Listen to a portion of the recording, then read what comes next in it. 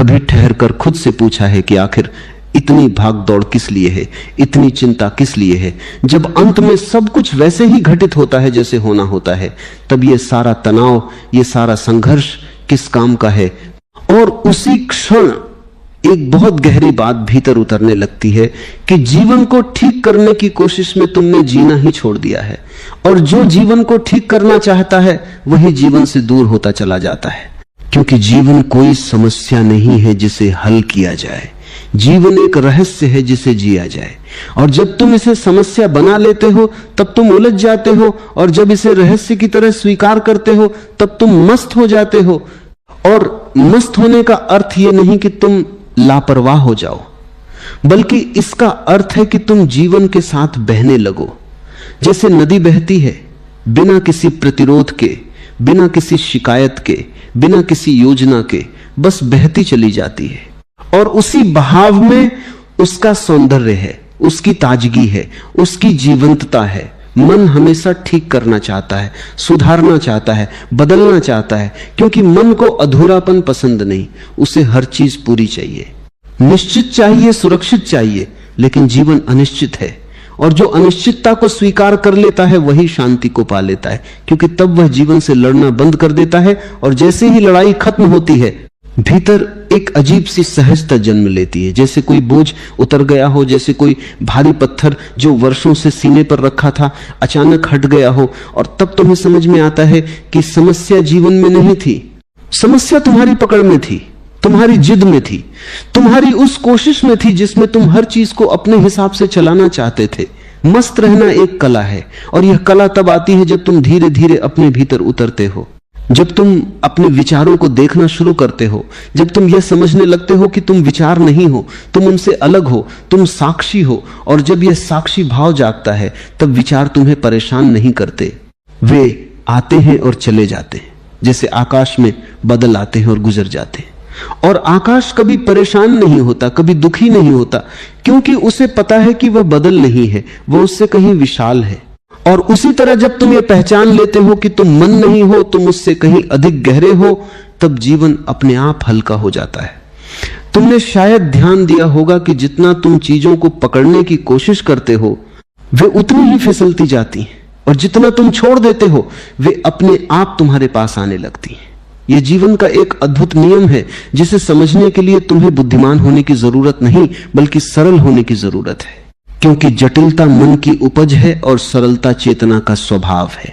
और जब तुम सरल हो जाते हो तब तुम मस्त हो जाते हो, क्योंकि तब तुम जीवन से उम्मीदें नहीं रखते, तुम उसे वैसे ही स्वीकार करते हो जैसा वह है। और उसी स्वीकार में एक गहरा आनंद छिपा है जो किसी कारण पर निर्भर नहीं है। दुख हमेशा वहीं जन्म लेता है जहां तुम कहते हो कि ऐसा नहीं होना चाहिए था, और शांति वहीं जन्म लेती है जहां तुम कहते हो कि जो है वही ठीक है।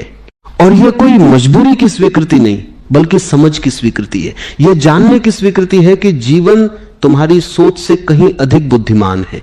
और जब तुम इस बुद्धिमत्ता पर भरोसा कर लेते हो तब तुम्हारे भीतर एक गहरी शांति उतरती है, और उसी शांति में मस्ती का जन्म होता है। क्योंकि अब तुम्हें कुछ साबित नहीं करना, कुछ पाना नहीं, कुछ बनना नहीं, बस होना है। जीवन को अगर तुम गंभीरता से लोगे तो वह बोझ बन जाएगा, और अगर उसे खेल की तरह देखोगे तो वह उत्सव बन जाएगा। और यह तुम्हारे देखने का तरीका है जो सब कुछ बदल देता है। बाहर कुछ भी नहीं बदलता, वही लोग, वही परिस्थितियां, वही चुनौतियां, लेकिन तुम्हारा दृष्टिकोण बदल जाता है। और जैसे ही दृष्टिकोण बदलता है तुम्हारा अनुभव बदल जाता है, और जब अनुभव बदलता है तब जीवन अपने आप सुंदर लगने लगता है। अहंकार हमेशा कहता है कि तुम खास हो, तुम्हें अलग होना चाहिए, तुम्हें सबसे आगे होना चाहिए, और इसी दौड़ में तुम थक जाते हो, टूट जाते हो, क्योंकि यह दौड़ कभी खत्म नहीं होती।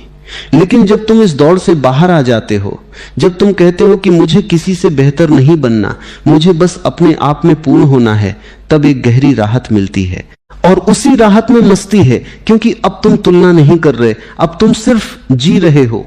और धीरे धीरे जब तुम इस तरह जीने लगते हो तब तुम्हें महसूस होता है कि भीतर एक मौन है जो हमेशा था, लेकिन तुमने कभी ध्यान नहीं दिया, क्योंकि तुम हमेशा शोर में उलझे रहे, विचारों के शोर में, इच्छाओं के शोर में, डर के शोर में। और जैसे ही यह शोर थोड़ा कम होता है, मौन प्रकट होने लगता है। और उस मौन में एक ऐसी मिठास है जिसे शब्दों में नहीं बताया जा सकता, वह सिर्फ अनुभव की जा सकती है। और वही सच्ची मस्ती है, वही असली शांति है, वही जीवन का सार है।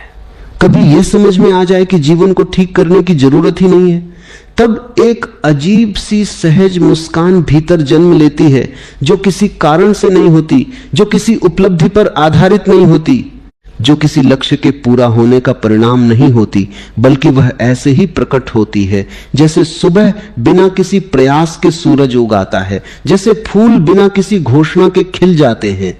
और उसी क्षण तुम पहली बार महसूस करते हो कि मस्त रहना कोई साधना का अंत नहीं, बल्कि एक स्वभाव है जो हमेशा से भीतर मौजूद था, बस तुमने उसे विचारों की परतों से ढक रखा था। और अब जैसे जैसे यह परतें हटने लगती हैं, वैसे वैसे तुम्हारा असली स्वरूप सामने आने लगता है। मन हमेशा तुम्हें भविष्य में ले जाना चाहता है, क्योंकि मन का अस्तित्व ही समय पर टिका है। वह या तो बीते हुए में उलझा रहता है या आने वाले की चिंता करता है, लेकिन जो अभी है उसमें मन का कोई स्थान नहीं है, क्योंकि वर्तमान में कोई समस्या नहीं होती। समस्या हमेशा या तो अतीत की स्मृतियों में होती है या भविष्य की कल्पनाओं में। और जब तुम इस बात को गहराई से देख लेते हो, तब तुम्हारे भीतर एक क्रांति घटित होती है, क्योंकि तब तुम वर्तमान को टालना बंद कर देते हो, तब तुम अभी को जीने लगते हो।